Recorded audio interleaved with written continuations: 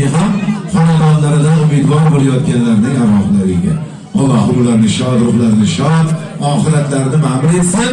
O'zimizga qolganda tinchlik, xotirjamlik, tani sog'liq ato etganligi barobarinda jamoat bilan, ahli inoqlik bilan beshikast, bedard, benuqson ko'p yer nasib ro'za aylagan bo'lsin.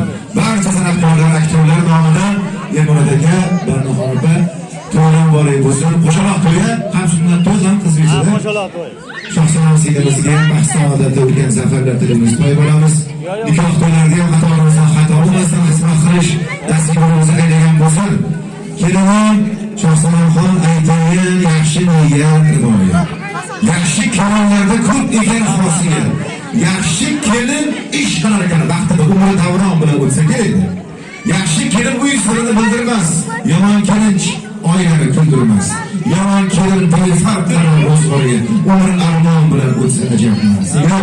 Kelinim, ana shu xonadonda kelinlik davri davronimiz bo'lishini biz xohlaymiz. Qo'sha qaring, baxtli bo'ling deganlar. Bitta qarsanglar qarsanglar.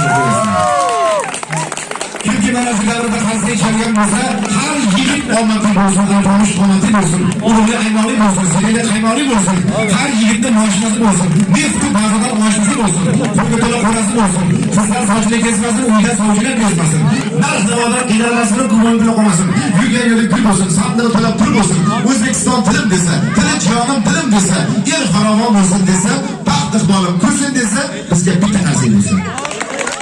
Endi ben san'atkor aktyorlarimizdan o'xshab turaman. Endi bugun Shohsanamxon singlimizni, Imomali akamizni, Barnoxon kelimizni qutlash uchun ajoyib san'atkorimizdan biri. Agar shu yerda Abdulla Qurbonov bo'lganda qanaqa tabriklagan bo'lardim.